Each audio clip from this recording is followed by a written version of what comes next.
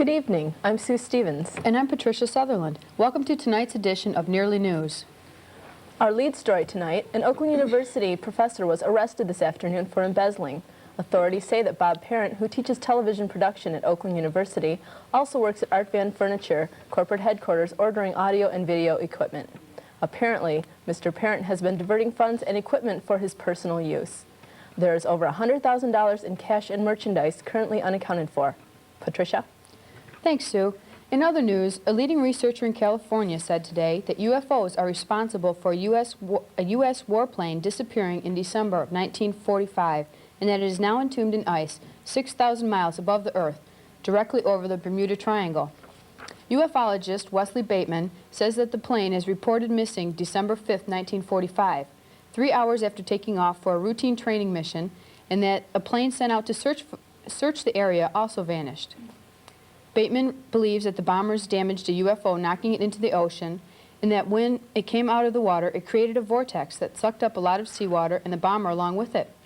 Bateman believes that evidence of his discovery can be found in recent photos taken by the Apollo 2, and that he has closed history books once and for all on the 40-year-old mystery. Sue? At a recent horse show in Saumur, France, Swiss rider Florian Iseli and his horse tried to jump an obstacle during a competition, but hit the barrier and took an awful spill. Both rider and horse landed on their backs with a thud.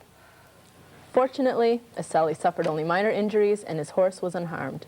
Back to you, Patricia. A Cleveland, Ohio man wants to be an astronaut so badly that he has spent the last 3 years training himself for exactly that, by tumbling head over heels in his clothes dryer for hours at a time. 23-year-old Larry Krimpke, a 3-foot 8-inch midget, claims that a clothes dryer provides the perfect training facility for a person his size, and that it creates an environment remarkably similar to what the taller trainees use. Larry is aware of NASA's strict guidelines concerning the physical requirements of prospective astronauts, but hopes that they will make an exception in his case. He points out that the first astronauts were monkeys, and that he is about the size, but a lot more intelligent. He has been trying for several years to convince NASA that hiring midget astronauts make perfect sense, but a NASA spokesman said that Larry has about the same chance to become an astronaut as Mr. T does to become Miss America.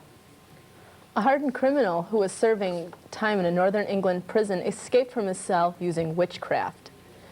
34-year-old Cyril Lipcomb, who was serving a 20-year sentence, was committing several armed robberies, demanded that he be allowed to participate in witchcraft rituals because other inmates were allowed to practice their beliefs. Prison officials didn't believe in witchcraft, so they let him do it. Guards at the prison said that he would light candles, burn incense, and use voodoo dolls with magic incantations. On the day of Lipcomb's bizarre disappearance, the guard says that he and another guard heard Lipcomb chanting loudly in some bizarre language that they just couldn't understand. Then the chanting turned to howling and suddenly stopped. They were curious and walked down to the hall to his cell, but it was empty.